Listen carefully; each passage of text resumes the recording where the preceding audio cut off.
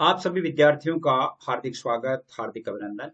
प्रिय विद्यार्थियों, BA part first यानी राजनीति विज्ञान आपके पुस्तक है राजनीतिक सिद्धांत, जिसका हम 13वां भाग पढ़ेंगे। इससे पहले जितने भी पाठ पढ़ाए गए हैं उन सभी पाठों के लिंक आपके लिए डिस्क्रिप्शन में दिए गए हैं, वहां से आप देख सकते हैं।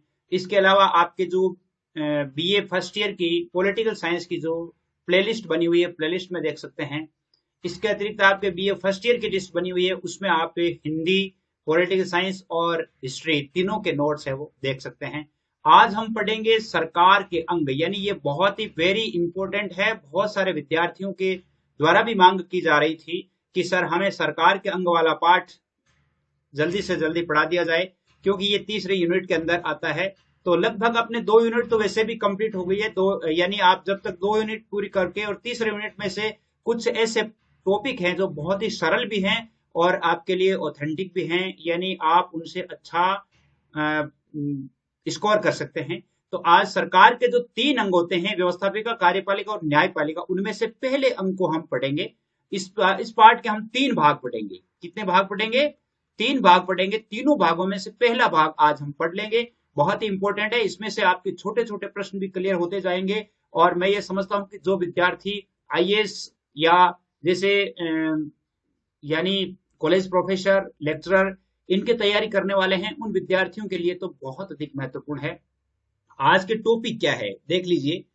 यदि आपको अच्छा लगता है तो चैनल को सब्सक्राइब जरूर कीजिएगा और आप मुझे बताइएगा जरूर, यानी आपको लेसन कैसा लगा। इसलिए आप कमेंट बॉक्स में जाकर के कमेंट जरूर कीजिएगा कि लेसन जो है वो सर बहुत ही अच्छा लगा। और इस लेसन के अलावा भी यदि आप जैसे मान लो कोई लेसन आपके समझ में नहीं आ रहा है, बहुत टफ लग रहा है, तो आप वो बता दीजिएगा कमेंट में, या आपके जो नंबर आगे दिए हुए हैं उसमें आप ऐड हो सकते हैं। आगे जो नंबर है उस नंबर में आप ऐड भी हो सकते हैं, जिसमें बहुत सारे एग्जाम से संबंधित टिप्स है वो बताए जाते हैं।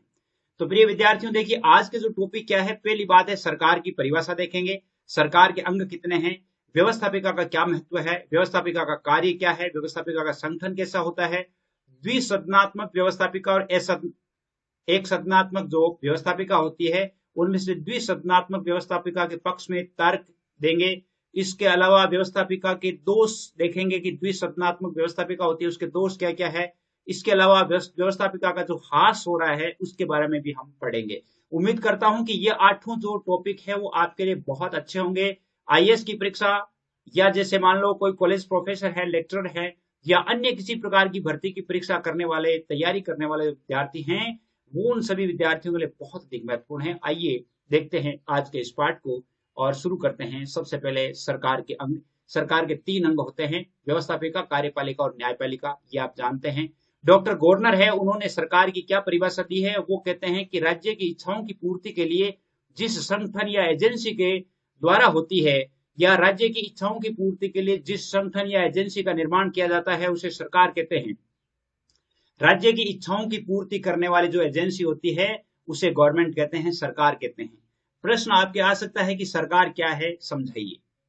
सरकार क्या है समझाइए, या सरकार किसे कहते हैं, सरकार से क्या तात्पर्य है, इस प्रकार के प्रश्न आपके आ सकते हैं। तो आपको उत्तर लिखना है कि राज्य एक ऐसी निराकार संस्था होती है जो स्वयं कार्य नहीं करके अपनी संप्रभु शक्ति के माध्यम से करती है, जिसे सरकार कहा जाता है। यानी राज्य जिस संप्रभु शक्ति के माध्यम से कार्य करती है, उस संप्रभु शक्ति को क्या कहा जाता है, सरकार कहा जाता है। इसलिए हमारा तात्पर्य सरकार से क्या है, हमारा तात्पर्य उन सब व्यक्तियों, संस्थाओं और साधनों से होता है जिनके द्वारा राज्य की इच्छा की अभिव्यक्ति होती है, उसे कार्य रूप प्रदान किया जाता है। यानी सरकार वो है जिसमें व्यक्तियों, संस्थाओं और साधनों का बाहुल्य होता है, और इसके अलावा राज्य की इच्छाओं की अभिव्यक्ति होती है। यानी राज्य की जो इच्छाएं होती है या राज्य के जो कार्य होते हैं वो सरकार के माध्यम से पूरे किए जाते हैं, तो हम उसे सरकार कहेंगे। डॉक्टर गवर्नर है, वो सरकार के अर्थ को स्पष्ट करते हुए क्या लिखते हैं कि राज्य की इच्छाओं की पूर्ति जिस संगठन या एजेंसी द्वारा होती है उसे सरकार कहते हैं। सरकार के 3 अंग होते हैं। देखिए कौन कौन से अंग है सरकार के 3 अंग। सरकार के 3 अंग है, व्यवस्थापिका, कार्यपालिका और न्यायपालिका। आपके लिए जो ग्रुप बनाए गए हैं उनके लिए नंबर है 9610208295। इन पर आपके लिए व्हाट्सएप ग्रुप बनाए गए हैं, आप अपना नाम लिख सकते हैं। यानी आपकी जो हिंदी है, हिस्ट्री है और पॉलिटिकल साइंस है, इसके अलावा भी जैसे हिंदी कंपलसरी है, इंग्लिश है, इनके लिए आपके वीडियोस है वो आपको भेजे जाते हैं। और आपके लिए यानी समय समय पर एग्जाम से संबंधित सूचनाएं भी आपको प्रेषित की जाती है। तो उम्मीद करता हूं कि ये चैनल आपकी सहायता जरूर करेगा। आप भी ऐड हो सकते हैं, किसी प्रकार की कोई फीस नहीं है। सबसे पहले हम इसका जो पहला जो चैनल यानी जो होता है, यानी इसके जो 3 चैनल होते हैं उसमें से पहला जो चैनल होता है वो होता है व्यवस्थापिका का। इस व्यवस्थापिका के बारे में पढ़ेंगे। सबसे पहली बात है कि व्यवस्थापिका का महत्व क्या है, यानी व्यवस्थापिका क्यों है। सरकार के जो 3 अंग होते हैं तीनों महत्वपूर्ण होते हैं, लेकिन तीनों में व्यवस्थापन विभाग जो होता है वो महत्वपूर्ण होता है। व्यवस्थापन का अर्थ है कि यानी सरकार के बारे में राज्य की व्यवस्था करने का काम जिस एजेंसी के माध्यम से किया जाता है वो व्यवस्थापिका है। और व्यवस्थापन विभाग ही कानूनों का निर्माण करता है जिनके आधार पर कार्यपालिका शासन करती है। कार्यपालिका शासन करती है, लेकिन उसे शासन करने के लिए कानून का निर्माण करके कौन देती है, व्यवस्थापिका देती है। और न्यायपालिका न्याय प्रदान कार्य करने का काम करती है। इस प्रकार व्यवस्थापिका जो होती है वो कार्यपालिका और न्यायपालिका दोनों के लिए आधार है। यानी कानून निर्माण करती है, उस कानून को लागू करने का काम न्यायपालिका करती है, लेकिन निर्माण कौन करता है, व्यवस्थापिका करती है। यानी जैसे कार्यपालिका बनाए गए नियमों के अनुसार चलती है, लेकिन उन कानूनों का निर्माण कौन करता है, व्यवस्थापिका करती है। तो इसका मतलब है कि ये फाउंडेशन है। यानी व्यवस्थापिका जो क्या है, लेजिस्लेचर जिसको अंग्रेजी में कहते हैं, लेजिस्लेचर क्या है, इस कार्यपालिका की आधार है, कार्यपालिका का आधार है। व्यवस्थापिका के काम क्या है, देखिए अब व्यवस्थापिका है तो व्यवस्थापिका के काम क्या है, कार्य क्या है, आप इसको उतार लीजिए अच्छी तरह से। लोकतंत्रात्मक राज्यों में व्यवस्थापिका की शक्ति और कार्य बहुत अधिक होते हैं। यानी सामान्य रूप से लोकतंत्री राज्यों में व्यवस्थापिका के द्वारा निम्नलिखित कार्य किए जाते हैं। देखिए सबसे पहली बात है कानून निर्माण का काम। कानून निर्माण संबंधी काम है वो व्यवस्थापिका द्वारा किया जाता है, यह इसका मुख्य काम है। यह विभाग विधेयकों का प्रारूप तैयार करता है, उन पर वाद विवाद करता है, फिर उन्हें स्वीकार कर कानून का रूप प्रदान करता है।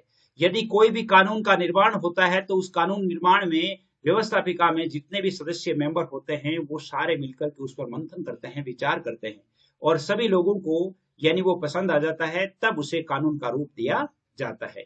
व्यवस्थापिका पुराने कानूनों में संशोधन और परिवर्तन कर उन्हें समाप्त करने का काम भी करती है। व्यवस्थापिका यानी पुराने कानून है वो किसी काम के नहीं है, या जैसे मान लो उनमें से कोई संशोधन करना है, जैसे हमारे भारत के संविधान को ले लीजिए आप, भारतीय संविधान के कुछ कानून है जिसमें संशोधन किए गए हैं, तो उन कामों को संशोधन करने का काम भी व्यवस्थापिका के द्वारा ही किया जाता है। दूसरा इसका काम है संविधान संशोधन का काम। सभी देशों में व्यवस्थापिका संविधान संशोधन का काम करती है। विभिन्न देशों में व्यवस्थापिका के द्वारा यह काम भिन्न भिन्न प्रक्रियाओं के माध्यम से किया जाता है। जैसे इंग्लैंड में पार्लियामेंट अपने सामान्य बहुमत से ही संविधान में किसी प्रकार का संशोधन कर सकती है। यानी इंग्लैंड में पार्लियामेंट है, इंग्लैंड की जो संसद है, आप जानते हैं कि इंग्लैंड का संविधान लचीला है, और उस संविधान में तो यानी साधारण बहुमत से ही इंग्लैंड की जो पार्लियामेंट है वो संशोधन कर सकती है। लेकिन अमेरिका, भारत आदि देशों में संविधान में संशोधन हेतु पद्धति सामान्य कानून निर्माण की पद्धति से भिन्न है। यानी उनकी जो लचीली पद्धति उससे थोड़ा भिन्न है। अमेरिका का संविधान तो सबसे कठोर संविधान में आता है, लेकिन हमारे भारत का जो संविधान है वो अर्ध कठोर है, यानी ना तो ज्यादा कठोर है और ना ही ज्यादा लचीला है, तो मीडियम संविधान है। तो लेकिन उसके निर्माण में, कानून निर्माण में या कोई संशोधन करने में बहुत सारी प्रक्रियाओं का निर्माण करना पड़ता है, उससे गुजरना पड़ता है, इंग्लैंड की तरह नहीं है। तीसरा इनका काम है विमर्शात्मक कार्य। वर्तमान समय में व्यवस्थापन विभाग के लिए सामान्यतः जिसे पार्लियामेंट कहा जाता है, पार्लियामेंट किया जाता है। ये देखिए ये बहुत इंपॉर्टेंट शब्द है, और ये पार्लियामेंट शब्द है वो फ्रेंच के पार्लियामेंट से लिया गया है, फ्रेंच के पार्लियामेंट से लिया गया है, जिसका अर्थ होता है विचार के लिए सभा। ये पार्लियामेंट शब्द है वो पार्लियामेंट से बना है, और पार्लियामेंट का अर्थ क्या होता है फ्रेंच में, विचार के लिए सभा, अर्थात विचार विमर्श करने के लिए सभा, जिसको हम पंचों की पंचायत भी कह सकते हैं। यानी एक जो आपस में 5 आदमी मिलकर के किसी बात पर विचार करे, वो विचार के लिए सभा है। व्यवस्थापिका में विभिन्न समुदायों, स्वार्थों और दृष्टिकोणों के प्रतिनिधियों के बीच विस्तृत एवं स्वतंत्र विचार विनिमय होता है, और अपने इस कार्य के आधार पर व्यवस्थापिका को लोकमत का दर्पण कहा जाता है। यानी जैसे स्वतंत्र विचार विनिमय, यानी आपस में जो लोग होते हैं वो किसी भी बिंदु पर विचार विनिमय करते हैं, आपस में विचार विनिमय करते हैं, सभी को जो अच्छा जच जाता है तब उसे क्या किया जाता है, लागू कर दिया जाता है। इसीलिए इसको लोकमत का दर्पण कहा जाता है। अब देखिए यहां पर आपके छोटा प्रश्न आ सकता है कि लोकमत का दर्पण किसे कहा जाता है, तो वो लेजिस्लेचर है, यानी व्यवस्थापिका है। चौथा इसका काम है राष्ट्रीय वित्त पर नियंत्रण। वर्तमान समय में व्यवस्थापिका कानूनों के निर्माण के साथ साथ राष्ट्रीय वित्त पर भी नियंत्रण का काम करती है और व्यवस्थापिका द्वारा जनता के धन अर्थात राष्ट्रीय वित्त पर नियंत्रण रखा जाता है। जैसे मान लो कोई भी जनहित में काम है या धन का व्यय करना है, तो धन का व्यय है वो जनहित में हो रहा है कि नहीं हो रहा है, कार्यपालिका सही ढंग से काम कर रही है कि नहीं कर रही है, उस पर नियंत्रण करने का काम कौन रखता है? व्यवस्थापिका रखता है। इसके अलावा इनका काम है प्रशासन पर नियंत्रण रखना। यद्यपि व्यवस्थापिका प्रशासनिक कार्यों में सीधे तौर पर भाग नहीं लेती, लेकिन प्रशासन पर कुछ न कुछ नियंत्रण अवश्य ही रहता है। प्रशासन पर भी इनका नियंत्रण होता है। प्रशासन पर नियंत्रण देखिए दो तरह से है। एक तो संसदीय शासन में व्यवस्थापिका का काम कार्यपालिका पर नियंत्रण का होता है। व्यवस्थापिका द्वारा कार्यपालिका पर यह नियंत्रण जैसे प्रश्न है, पूरक प्रश्न है, स्थगन प्रस्ताव है, निंदा प्रस्ताव, बजट में कटौती है आदि प्रभावशाली विधियों द्वारा रखा जाता है। यानी जब संसद चल रहा होता है, संसद का सत्र चल रहा होता है, तो उसमें विभिन्न प्रकार के प्रश्न पूछना सरकार से, कार्यपालिका से, यानी ये कानून कैसे हुआ, इसमें क्यों नहीं लागू हुआ। जैसे मान लो अगर वो सही नहीं है तो फिर वो उस कानून को स्थगित कर देना, यानी निंदा प्रस्ताव लाना, बजट में कटौतियां करना, बजट में वृद्धि करना, ये सारे काम है वो प्रभावशाली रूप से किया जाता है। और अंतिम रूप से व्यवस्थापिका अविश्वास का प्रस्ताव पास करके कार्यपालिका को पदच्युत भी कर सकती है। ये व्यवस्थापिका की सबसे बड़ी शक्ति होती है संसदीय शासन व्यवस्था में, कि अविश्वास का प्रस्ताव पास करके और सरकार को गिरा सकती है। इसके अलावा अध्यक्षात्मक सरकार जहां पर राष्ट्रपतीय शासन होते हैं, जैसे मान लो अमेरिका में है, अमेरिका जैसी अध्यक्षात्मक शासन व्यवस्था में व्यवस्थापिका यानी प्रशासन के कुछ बहुत ही महत्वपूर्ण काम होते हैं। जैसे राष्ट्रपति द्वारा की गई संधियों और नियुक्तियों के लिए सीनेट की स्वीकृति आवश्यक है। सीनेट यानी इस पर व्यवस्थापिका है, उस व्यवस्थापिका की स्वीकृति आवश्यक है। सीनेट को कांग्रेस का उच्च सदन कहा जाता है। सीनेट के द्वारा जांच समितियों को नियुक्त करके प्रशासन के संबंध में विभिन्न विभागों के कार्यों की जांच की जा सकती है। अमेरिकी व्यवस्थापिका युद्ध और शांति की घोषणा करती है। अमेरिका की जो व्यवस्थापिका है, युद्ध की और शांति की घोषणा करने का काम भी व्यवस्थापिका द्वारा ही किया जाता है। व्यवस्थापिका का छठा काम है न्याय संबंधी कार्य। न्याय संबंधी देखिए जजमेंट संबंधी क्या काम है। अधिकांश देशों में व्यवस्थापिका कुछ न्याय संबंधी काम भी करती है। इंग्लैंड में तो व्यवस्थापिका का उच्च सदन, जो जिसको लोक सभा कहा जाता है, उच्चतम अपील न्यायालय के रूप में भी कार्य करता है। यानी इंग्लैंड का जो लोक सभा है, उच्च सदन है, वो तो क्या काम करता है, यानी एक न्यायालय के रूप में भी काम करता है। फ्रांस में उच्च सदन का नाम है गणतंत्र परिषद, अमेरिका में कांग्रेस है, भारत की संसद है। इनको भी उच्च और उनका निर्णय करने का अधिकार प्राप्त होता है। यानी भारत की संसद है, अमेरिका की कांग्रेस है, फ्रांस की गणतंत्र परिषद है, इंग्लैंड की लोक सभा है, ये सभी उच्च सदन है और इनको यानी अधिकार प्राप्त है। सातवां देखिए निर्वाचन संबंधी काम। अधिकांश देशों में व्यवस्थापिकाएं निर्वाचन संबंधी काम भी करती है। जैसे स्विट्जरलैंड की व्यवस्थापिका मंत्रिपरिषद के सदस्यों, न्यायाधीशों और प्रधान सेनापति का चुनाव करती है। स्विट्जरलैंड में जो उच्च सदन है वो मंत्रिपरिषद के सदस्यों की, न्यायाधीशों की और प्रधान सेनापतियों का चुनाव है वो स्विट्जरलैंड में कौन करता है? उच्च सदन करता है। सोवियत संघ में व्यवस्थापिका मंत्रिपरिषद के सदस्यों और उच्चतम न्यायालय के न्यायाधीशों का निर्वाचन भी करती है। सोवियत संघ में भी, यूएसए में भी, यानी सोवियत संघ में भी, और भारत में भी संघीय व्यवस्थापिका तथा राज्यों की विधानसभाओं के निर्वाचित सदस्यों द्वारा राष्ट्रपति का निर्वाचन किया जाता है। राष्ट्रपति का जो निर्वाचन होता है वो दोनों सदन काम करते हैं, उच्च सदन और निम्न सदन, लोकसभा और राज्यसभा दोनों मिलकर के काम करते हैं। इसका मतलब है कि उच्च सदन जो है यानी राज्यसभा जो है उसका भी उसमें समान रूप से महत्व है कानून निर्माण में, चुनाव में। आठवां इसका काम है समितियों और आयोगों की नियुक्ति करने का काम भी ये करता है। विधानमंडल या व्यवस्थापिका समय समय पर कई विशेष कार्यों की जांच करने के लिए कई समितियों का, आयोगों का गठन भी करती है। और अमेरिका में व्यवस्थापिका के दूसरे सदन जो सीनेट है, इसके द्वारा जांच समितियों की नियुक्ति की जाती है, जो कि कार्यपालिका की शक्ति पर प्रभावशाली नियंत्रण सिद्ध करने में सिद्ध हुई है। भारत में भी संसद जो है समय समय पर आयोगों की रचना करती है। वित्त आयोग और प्रशासनिक सुधार आयोग, जैसे वित्त आयोग का निर्माण करना, प्रशासनिक सुधार आयोग का निर्माण करना, जिसमें दोनों सदनों की भूमिका बराबर होती है। इसका मतलब ये दोनों बराबर होती है। कार्यपालिका हम कल पढ़ेंगे, जिसमें जैसे अपने प्रधानमंत्री क्या है, वो क्या है, उसके बारे में भी पढ़ेंगे। नौवां उनका कार्य है जन भावनाओं की अभिव्यक्ति।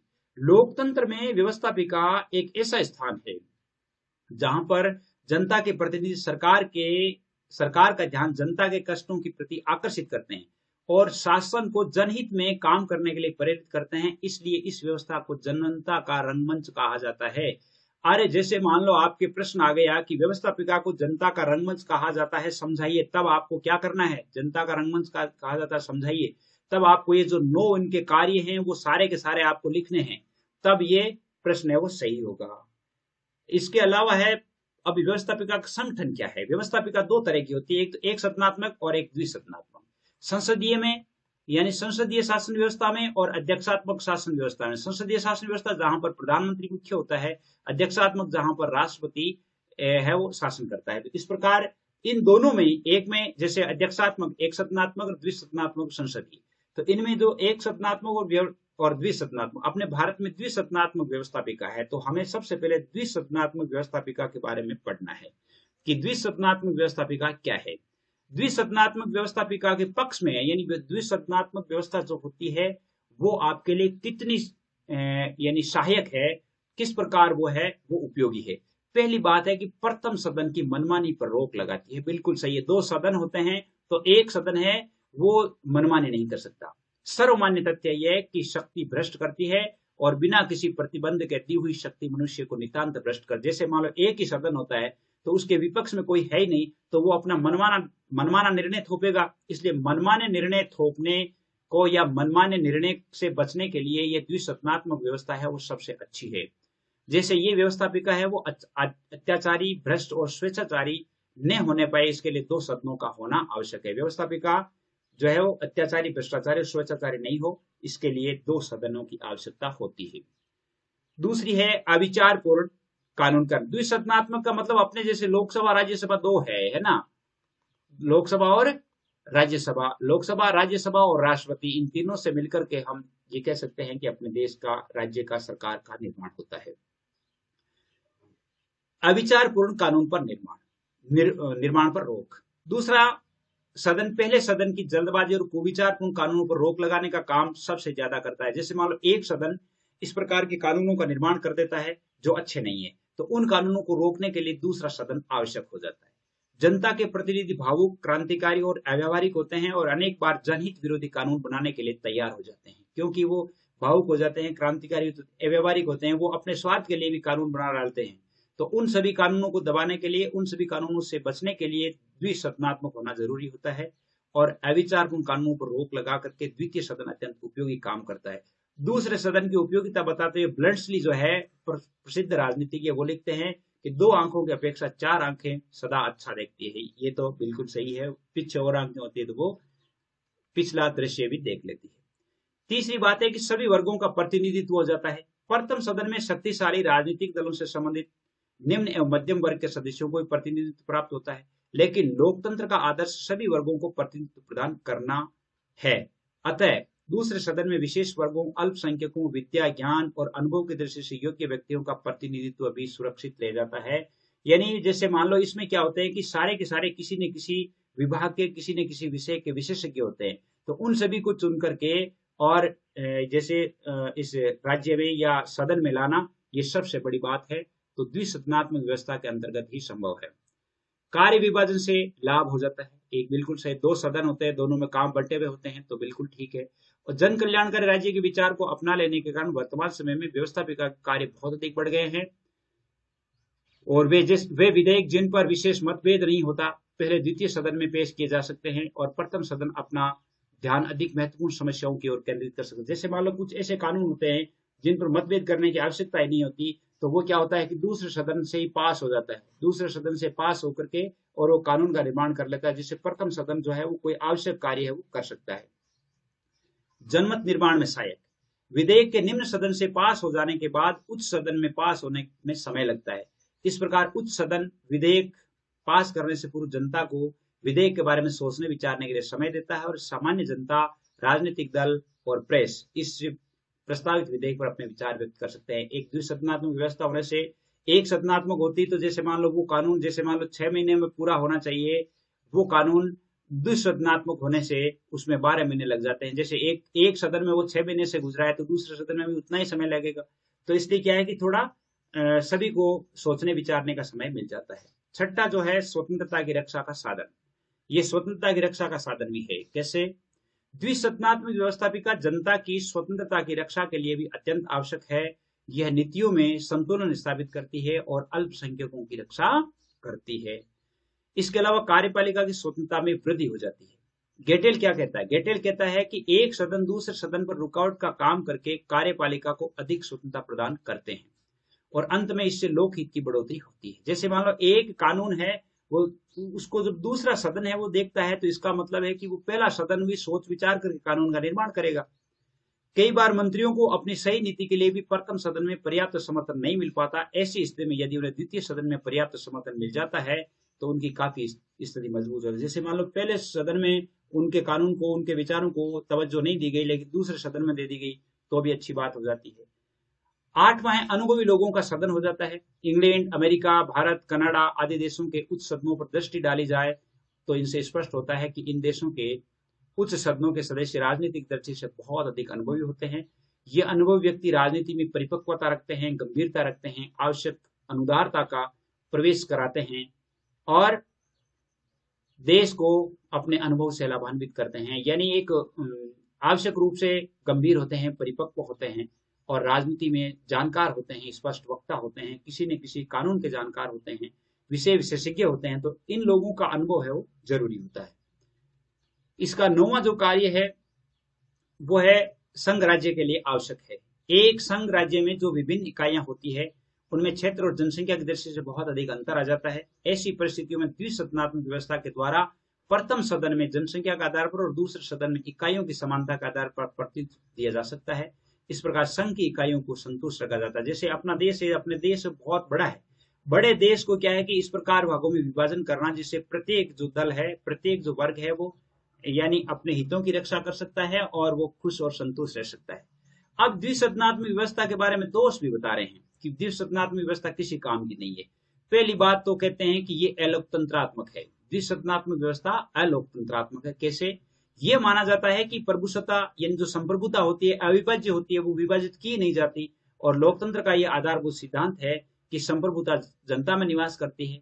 इसलिए ये कहा जाता है कि सर्वसाधारण जनता द्वारा निर्वाचित एक सदन ही सर्वसाधारण की इच्छा का प्रतिनिधित्व कर सकता है, दूसरा सदन अलोकतंत्री होता है। यानी ये कहते हैं कि भाई जब जनता चुन करके एक सदन को भेजती है, उन सदन के लोग जो है वो जनता का प्रतिनिधित्व कर सकते हैं, तो फिर दूसरे सदन की कहाँ आवश्यकता है। एक आलोचना तो ये है। दूसरी आलोचना है कि ये रूढ़िवादिता का गढ़ बना हुआ है। दूसरे सदन के जो सदस्य होते हैं आयु में बड़े होते हैं, उनके द्वारा अप्रत्यक्ष निर्वाचन और मनोनयन या उत्तराधिकार के आधार पर अपना पद प्राप्त किया जाता है, इसलिए वो रूढ़िवाद का गढ़ बन जाता है जिससे जनता का अहित हो जाता है। यानी इनमें क्या होता है कि यानी ये अनुभव के आधार पर दिए जाते हैं, तो अनुभव के आधार पर दिए जाने के कारण इनमें कुछ दोष रह जाते हैं। तीसरी बात ये कहते हैं कि ये अपव्यय है, यानी ये फालतू का खर्च है। कैसे? द्विसदनीय प्रणाली के अंतर्गत प्रत्येक विधेयक पर दो बार विचार होता है और जिसका अर्थ होता है कि समय की क्षति होती है, राजकोष पर अनावश्यक बोझ बढ़ता है और दूसरे सदन का अस्तित्व स्पष्ट ही धन का अपव्यय करना। यानी कहने का अर्थ है कि जब 2 बार किसी कानून पर मंथन होगा तो उसमें खर्चा लगेगा, वहां पर काम करने वाले लोगों को तनख्वाह देनी पड़ेगी, उन पर बहुत सारा खर्च होगा, तो दुगुना खर्च हो जाता है। इसलिए दुगुना खर्च की आवश्यकता नहीं है, प्रथम खर्च में ही काम चल सकता है, तो इसमें अपव्यय हो जाता है। चौथी आलोचना है इनकी संगठन की समस्या है। दूसरे सदन का इस कारण विरोध किया जाता है कि द्वितीय सदन के संगठन में कोई विशेष कोई एक मत नहीं होता और संगठन के संबंध में असहमति स्वतः ही एक उनके विरुद्ध तर्क है। व्यवहार में 2 सदनों की व्यवस्था वाले सभी देशों में यह समस्या उत्पन्न हुई है। उदाहरण के लिए इंग्लैंड का हाउस ऑफ लॉर्ड्स को सदैव असंगत कहा जाता है। इंग्लैंड का जो उच्च सदन है उसको असंगत कहा जाता है, यानी जिससे राजा जो है वो समय समय पर जैसे चुनाव में शामिल नहीं हुआ, मीटिंगों में शामिल नहीं हुआ, तो राजा के बिना निर्णय लिए जाने लगे। इस प्रकार उनका अस्तित्व समाप्त हो गया। दूसरा सदन अनावश्यक है। एक आलोचना यह है कि दूसरा सदन अनावश्यक है। वर्तमान समय में एक सदन द्वारा स्वीकृत कानून न तो कुविचारित होता है और न ही जल्दबाजी का परिणाम होता है और प्रत्येक प्रस्ताव वाद विवाद और विश्लेषण की लंबी प्रक्रिया के बाद कानून बनता है। इसलिए दूसरा सदन पहले सदन की शक्ति पर अनावश्यक रूप से रोक लगाने का काम करता है। दूसरा ये कहता है कि दूसरी बात यह है कि दूसरा सदन है वो अनावश्यक है। अनावश्यक इसलिए है कि आजकल कोई जल्दबाजी में कानून बनता ही नहीं है। सभी के सभी जो कानूनों पर पूरा विचार करते हैं, विचार करके फिर कानून बनाया जाता है। छठी इसकी आलोचना है कि दोनों सदनों में संघर्ष की आशंका होती है।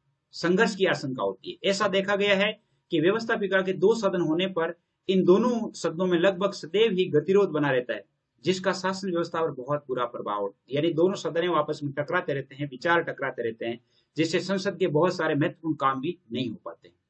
7वीं बात है कि अल्पमतों को प्रतिनिधित्व देने हेतु अन्य संतोषजनक प्रबंध भी संभव है। यानी जैसे इसमें कहा गया भी, जैसे दूसरा सदन है जिसमें अल्पसंख्यक है या जैसे विद्वान है या जो जैसे मान लो उम्र दराज व्यक्ति है, तो उनको भी शासन में मौका दिया जाए, तो ये कहते हैं कि उनके लिए अलग व्यवस्था भी की जा सकती है। दूसरे सदन के आलोचक ये कहते हैं कि ये जरूरी नहीं है कि अल्पसंख्यकों को प्रतिनिधित्व देने के लिए दूसरे सदन की व्यवस्था की जाए। अल्पसंख्यकों को प्रतिनिधित्व देने के लिए संविधान में दूसरे उपाय भी किए जा सकते हैं। आपके लिए जो ग्रुप बना हुआ है उसके नंबर है 9610208295, इन पर आप यानी शामिल हो सकते हैं। 8वीं इसकी आलोचना है कि संघ राज्य के लिए आवश्यक नहीं है। संघ राज्य के लिए आवश्यक नहीं है, यानी जिनको हम संघ राज्य क्षेत्र कहते हैं, केंद्र शासित प्रदेश कहते हैं। आलोचकों का यह कहना है कि संघ राज्य के लिए दूसरे सदन का अस्तित्व उपयोगी नहीं है और न ही कोई आवश्यक है। व्यवहार में यह देखा गया है कि दूसरे सदन के सदस्य इकाइयों का प्रतिनिधित्व करने के बजाय राजनीतिक दलों का प्रतिनिधित्व करते हैं, जिनकी सहायता से वो निर्वाचित होता है। उसमें भी क्या होता है, जैसे दल तो होता ही है भाई, जैसे पार्टी तो कोई ना कोई, जैसे वो राज्यसभा है चाहे लोकसभा है, दोनों में पार्टी तो होती है। तो इस प्रकार जब पार्टी का अस्तित्व होता है तो फिर जैसे मान लो जिस पार्टी की सरकार होती है, जिस पार्टी का वो व्यक्ति होता है, जिस पार्टी ने उसे जीता है, तो वो उसी पार्टी का गुणगान करेगा, इसलिए ये आवश्यक भी नहीं है। अब व्यवस्थापिका है, व्यवस्थापिका के पतन का कारण क्या है, व्यवस्थापिका पतन कैसे हो रहा है, अंतिम प्रश्न है ये। आजकल ये माना जाता है कि संसद या व्यवस्थापिकाओं का पतन हो रहा है। जैसे लॉर्ड ब्राइस ने 1925 में अपनी एक पुस्तक थी मॉडर्न डेमोक्रेसीज, उस मॉडर्न डेमोक्रेसीज में ये लिखा था कि व्यवस्थापिकाओं का पतन हो रहा है। क्यों, कैसे? क्योंकि संसदों का युग चला गया है और नौकरशाही की विजय हो रही है, कार्यपालिका या कैबिनेट की तानाशाही स्थापित हो चुकी है और व्यवस्थापिकाओं के तानाशाही, ये व्यवस्थापिकाओं के जो पतन है उससे अर्थ क्या है, उसका अर्थ क्या है। कैसिवियर क्या कहते हैं, कैसिवियर कहते हैं कि यदि व्यवस्थापिकाओं की भूमिका और कार्य प्रणाली का सामान्य सर्वेक्षण किया जाता है तो सहज में ये कहा जा सकता है कि कार्यपालिका की शक्तियों के संदर्भ में इनकी काफी अवनति हुई है। यानी कार्यपालिका और व्यवस्थापिका दोनों को यदि तुलना किया जाता है तो तुलना करने पर कार्यपालिका की जो शक्तियां और कार्यपालिका की लोकप्रियता तो बढ़ी है, लेकिन व्यवस्थापिका की शक्तियां और इसकी लोकप्रियता है उसका ह्रास हुआ है। व्यवस्थापिका अपने संगठन और कार्यपालिका के तीव्र गति से काम करने वाली संस्था नहीं हो सकती। यानी कार्यप्रणाली में व्यवस्थापिका जो है वो कार्यपालिका से ज्यादा काम करने वाली संस्था कभी नहीं हो सकती, और ऐसी संस्था हो सकती है तो दैट इज कार्यपालिका। कुछ बातों के संबंध में भी उनकी शक्तियों और कार्य क्षेत्र के संबंध में भी वृद्धि हुई है, किंतु कार्यपालिका के सापेक्ष में उन शक्तियों में कमी हुई है तथा इसे व्यवस्थापिकाओं की अवनति या पतन का नाम दिया गया है।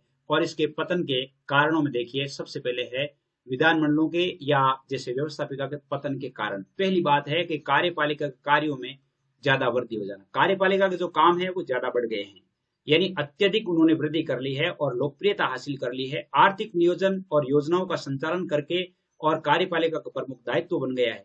और वर्तमान समय में 95% जो विधेयक है वो व्यवस्थाओं में प्रत्यक्ष रूप से तथा अध्यक्षात्मक शासन प्रणालियों में अप्रत्यक्ष रूप से कार्यपालिका के द्वारा 95%, यानी जितने कानून बनते हैं उनमें से 90%, 95% जो कानून है वो कार्यपालिका के द्वारा ही बनते हैं। तो इसका मतलब फिर तो व्यवस्थापिका का पतन तो श्योर है। तो पहली बात है कि कार्यपालिका के जो काम है उनमें वृद्धि हो गई है। दूसरा क्या है, दूसरा है इसमें कि प्रदत्त व्यवस्थापिका की प्रथा, प्रदत्त व्यवस्थापन की प्रथा। देखिए क्या है, प्रदत्त व्यवस्थापन के विकास के कारण कार्यपालिका द्वारा आंशिक रूप से नियम निर्माण की शक्ति का प्रयोग करना। इस बात की पुष्टि है कि विधानमंडल सारे कानून या कम से कम सभी महत्वपूर्ण कानून बनाने का कार्य भी करते हैं। अब व्यवहार में कार्यपालिका ही कानून का निर्माण करती है और ये एक प्रथा बन गई, यानी एक रिवाज बन गया है कि जहां कहीं भी है तो कार्यपालिका ही कानूनों का निर्माण करती है। तीसरी जो है इसका कारण है आज का रेडियो और टेलीविजन। संचार के इन साधनों के विकास ने कार्यपालिका अध्यक्ष को जनता के सामने ला करके खड़ा कर दिया है। यानी जैसे देश का प्रधानमंत्री है वो कार्यपालिका का प्रधान नेता होता है, प्रधान नेता होता है, तो प्रधानमंत्री को जितना जानते हैं उतना जैसे मान लो राज्यसभा, यानी लोग राज्यसभा के सभापति को नहीं जानते हैं, क्योंकि वो जनता से उनका सीधा संपर्क नहीं होता है।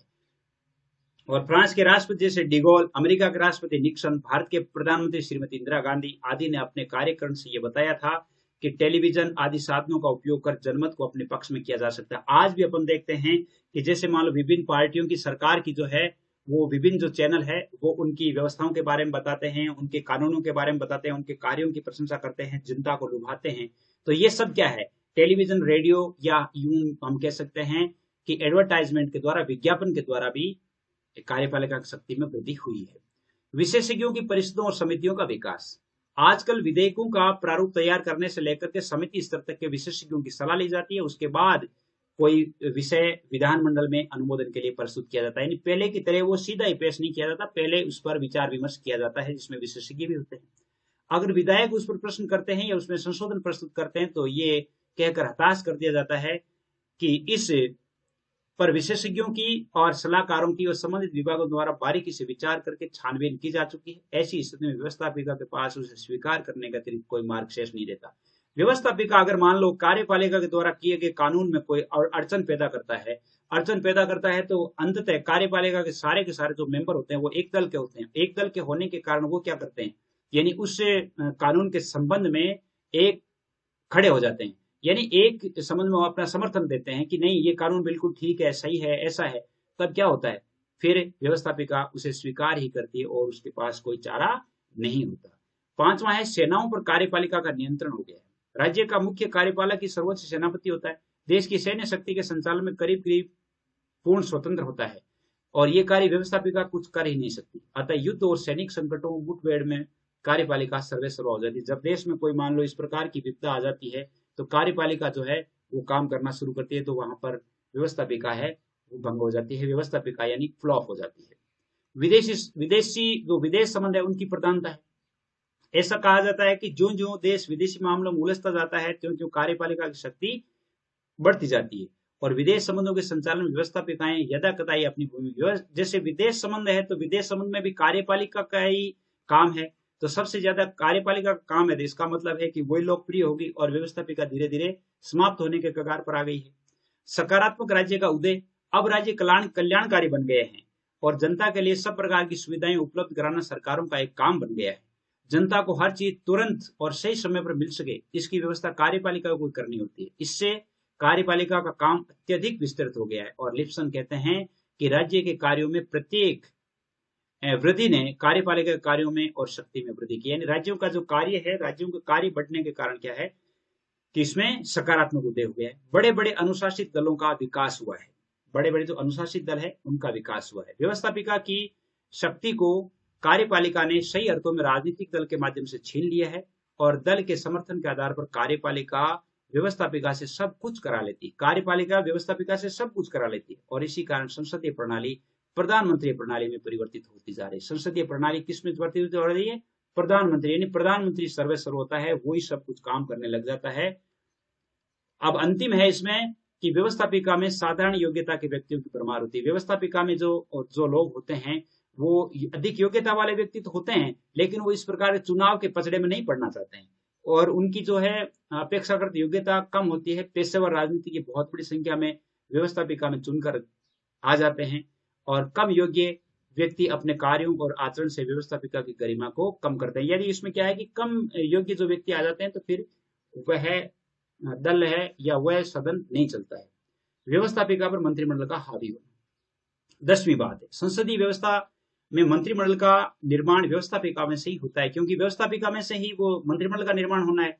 तो कहने के लिए तो व्यवस्थापिका के प्रति उत्तरदायी होता है लेकिन व्यवहार में बहुमत के आधार पर वो दलीय अनुशासन के नाम पर सत्तारूढ़ मंत्रिमंडल व्यवस्थापिका पर हावी रहता है। सत्तारूढ़ मंत्रिमंडल जो होता है, सत्तारूढ़ जो राज होता है, सत्तारूढ़ दल की जो सरकार होती है वह व्यवस्थापिका पर हावी रहती है। उम्मीद करता हूं कि ये इतने से यानी आधे घंटे में यह एक चैप्टर पूरा आपके क्लियर हो गया होगा। 9610208295 ये जो नंबर है इन पे आप ऐड हो सकते हैं। चैनल को सब्सक्राइब जरूर कीजिएगा, यदि अच्छा लगे तो अपने दोस्तों को शेयर भी कीजिएगा और बताइएगा जरूर कि आपको कैसा लगा। आज के लिए बस इतना ही। जय हिंद, जय भारत।